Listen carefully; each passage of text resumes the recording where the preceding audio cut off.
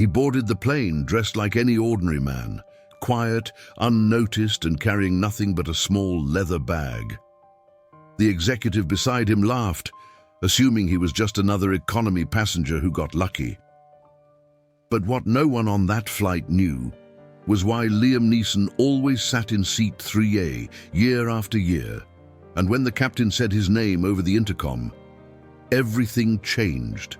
The man who mocked him, silent, the passengers, frozen. What happened next left the entire cabin breathless. Stay with us until the end of this video, because the truth behind Liam's journey will leave you speechless.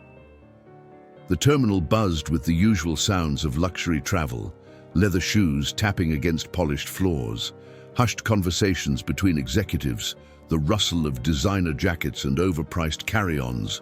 Everything about the first-class check-in zone screamed wealth, polish, and presentation. That's why the man standing quietly near the velvet rope caught so many sideways glances.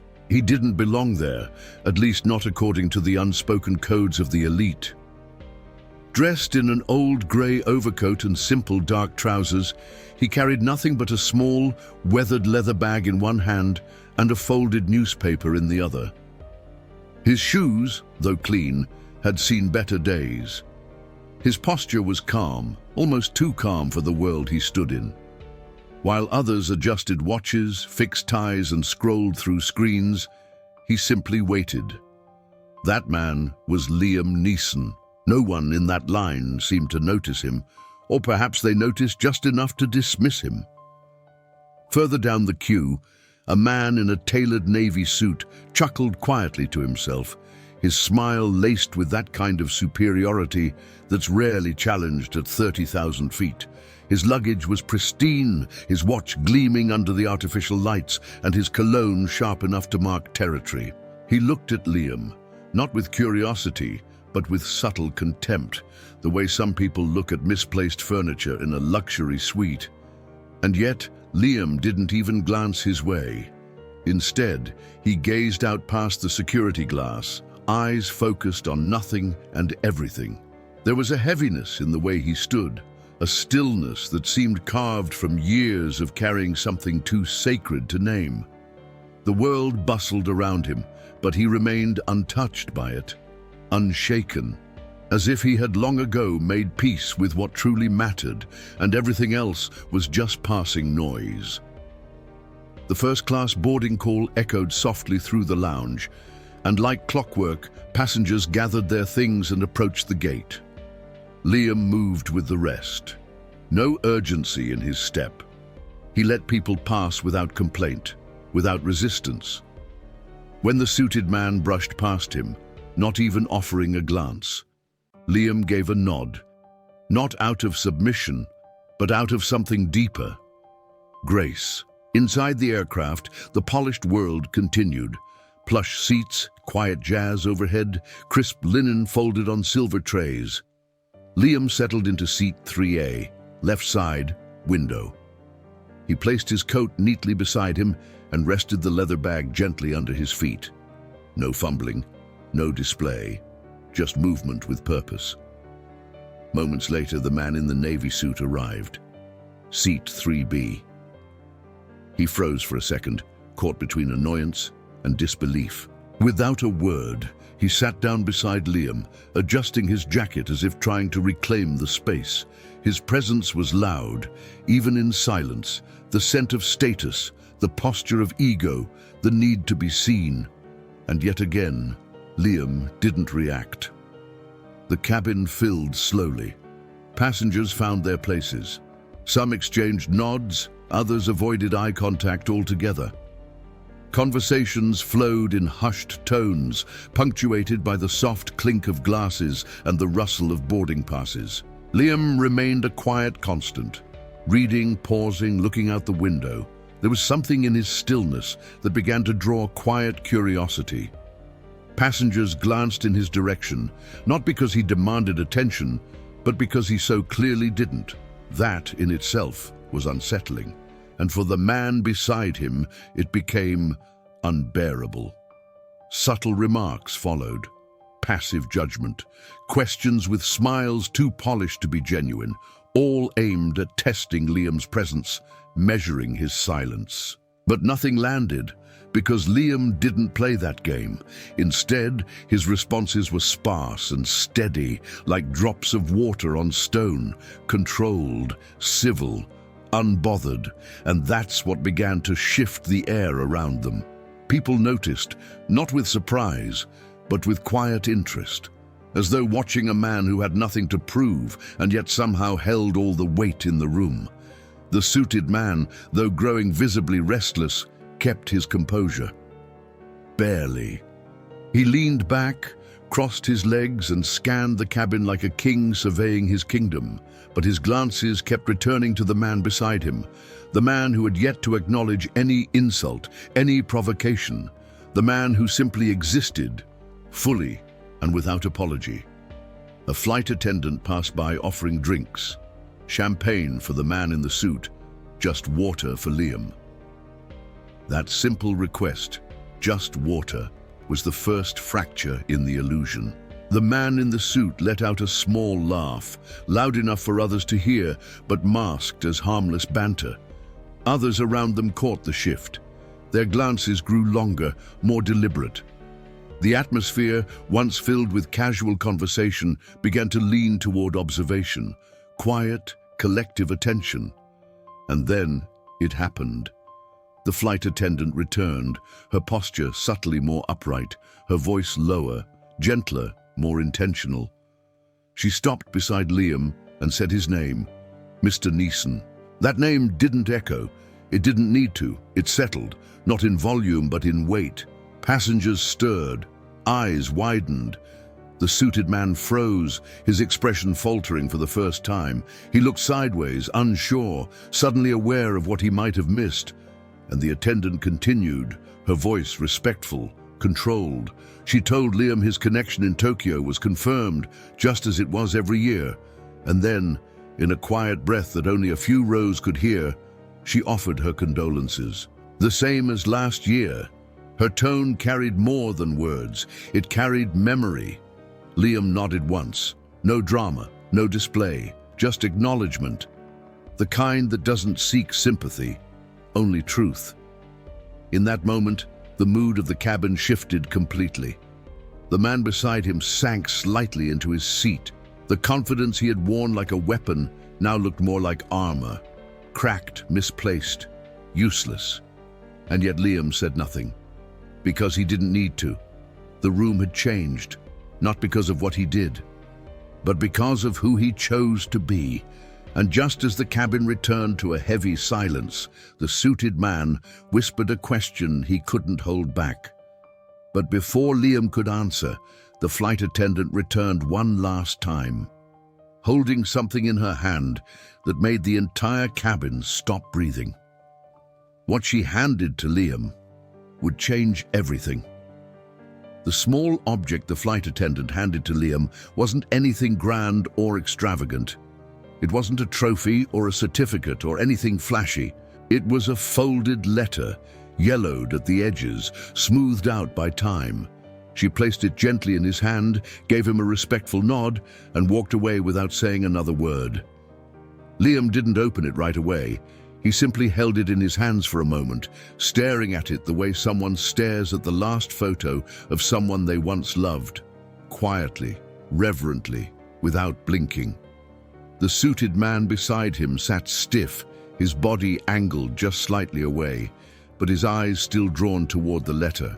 He didn't ask anything, didn't make a sound, but the silence between them now had a different shape. It was no longer filled with judgment. It was filled with questions.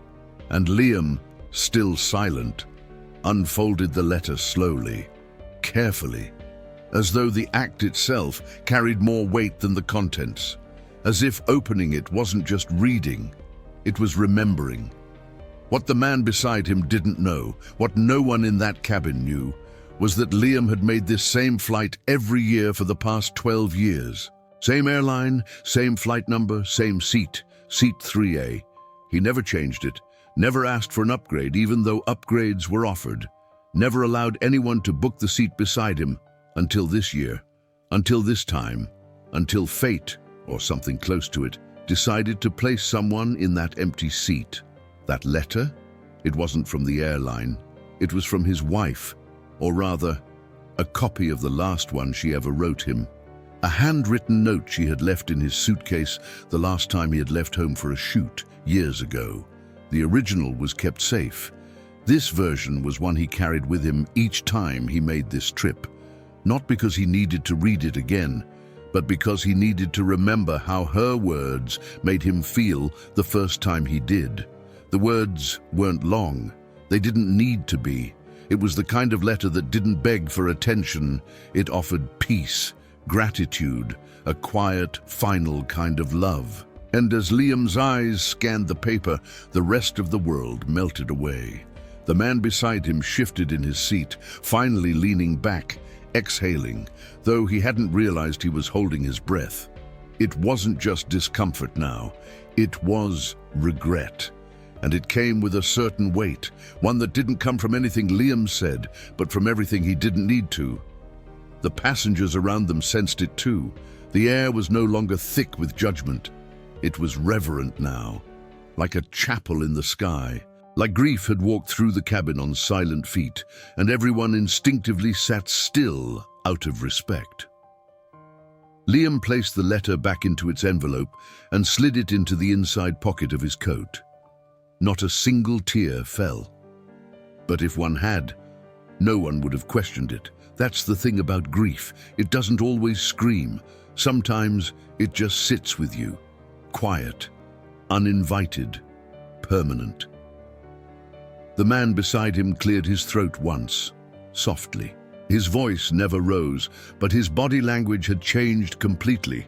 Gone were the crossed arms, the puffed-up chest, the rehearsed confidence.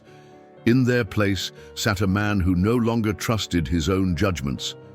He leaned slightly toward Liam, not aggressively, not intrusively, just enough to signal that he wanted to say something but wasn't sure how.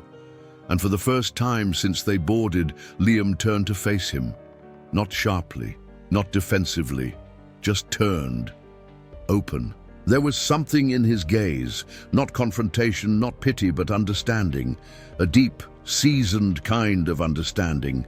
The kind that only comes from surviving something that should have broken you. The man beside him finally spoke, not with ego, but with uncertainty. And Liam, after a pause, replied, not with authority, but with something heavier. He told him why he flew this route, not in dramatic detail, not to make a scene, just a few words. Enough to say this flight wasn't about luxury. It was about memory, about legacy, about honoring someone who once sat beside him in that very seat, holding his hand, watching the clouds. She used to rest her head on his shoulder during takeoff. She used to write notes on napkins and slip them into his jacket pocket when he wasn't looking. And now he flew alone. But the ritual remained, because some things are worth repeating, even when the reason behind them is no longer here. The man said nothing for a long time. What could he say? There's no script for a moment like that. No witty remark, no comeback, just silence, and the uncomfortable weight of realizing you've spent so much of your life trying to look important that you've forgotten how to be kind. The flight continued. Quiet now, balanced. Outside the windows, clouds rolled by like soft waves, unaware of the things humans carry in their hearts.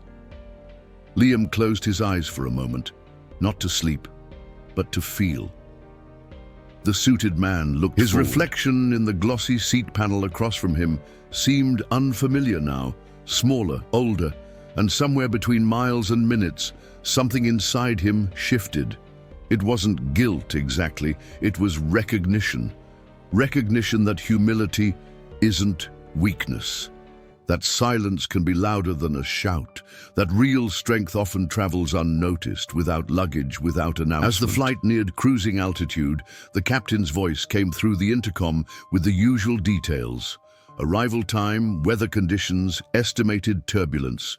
But to the man in 3B, the real turbulence had already happened. And it wasn't outside, it was inside.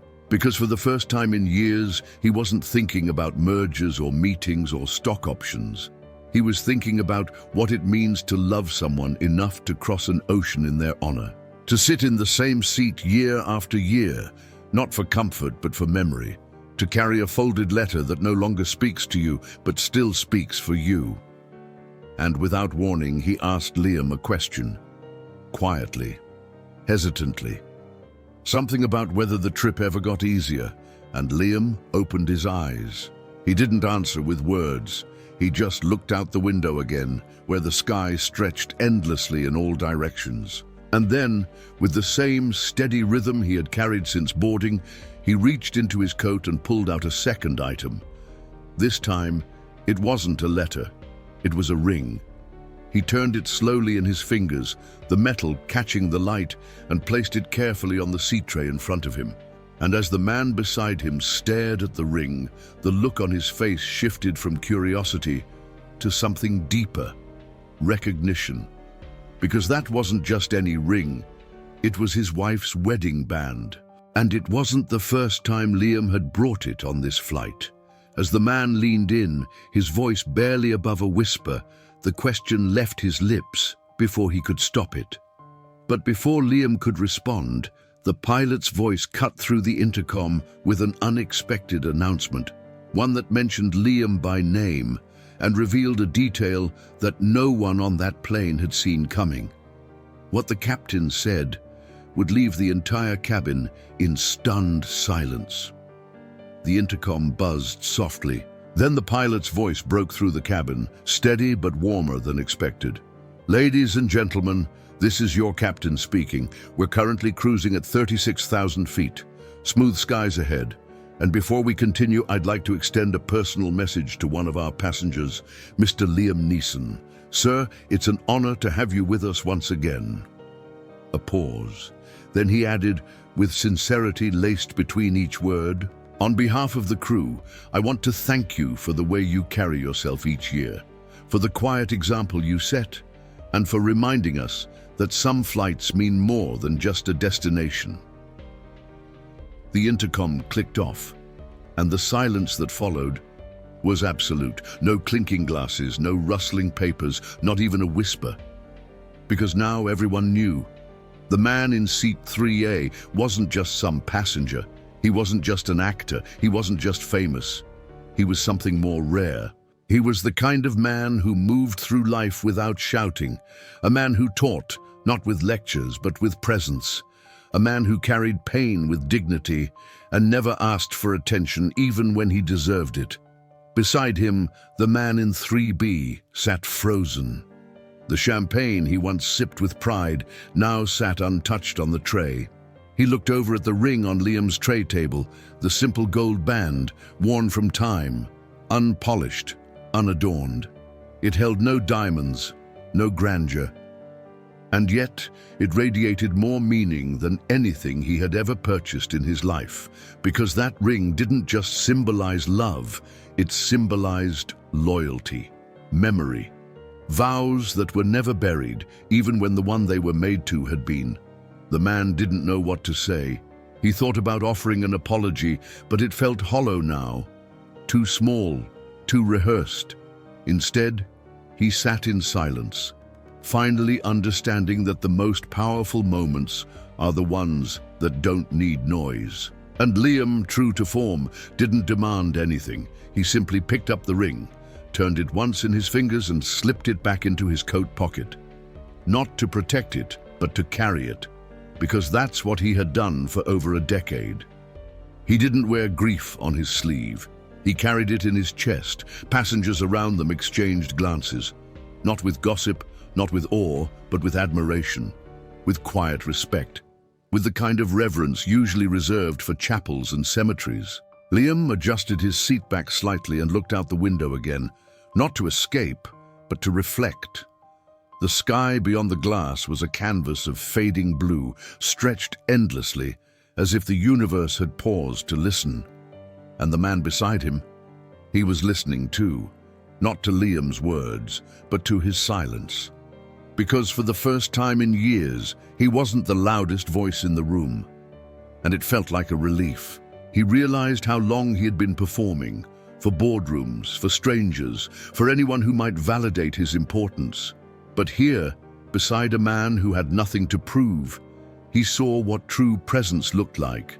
It wasn't loud, it wasn't polished, it didn't come in tailored suits or private lounges. It came in loyalty, in stillness, in repetition of a ritual that didn't serve ego, but served love. And for the first time, the man thought of his own life. Not the trophies, not the titles, but the last time he'd held his wife's hand and meant it. The last time he'd looked his children in the eyes without checking his phone.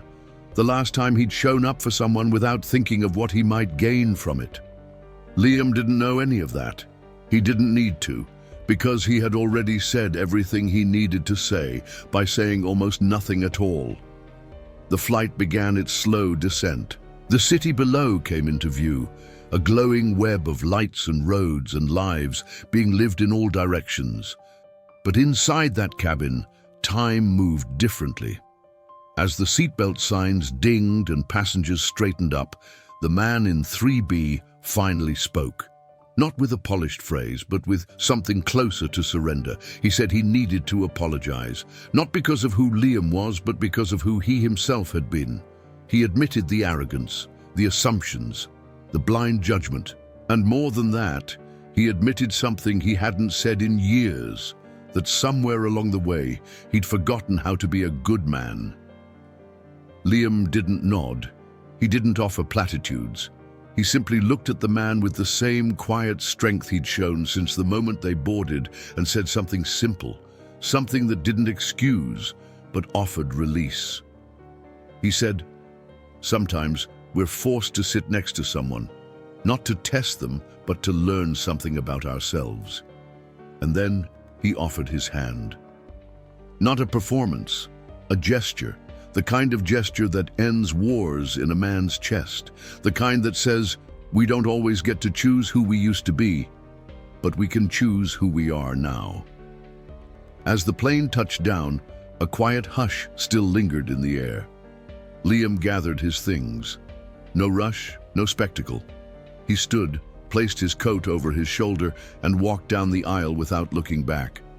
Not because he was dismissing the moment, but because he had already given it everything it needed. And the man remained seated, watching, breathing differently, thinking differently, because he had just witnessed a man who, with nothing but a ring, a letter, and a quiet presence, had changed the course of his entire life. In a world obsessed with proving, Liam Neeson reminded them all, sometimes the ones who say the least are the ones worth listening to most. If this story moved you as much as it moved everyone on that plane, leave a comment below, sharing what part hit you the hardest. Tag someone who needs to be reminded that silence can be strength, and that true greatness doesn't need to shout. And if you believe the world needs more stories like this, subscribe to the channel.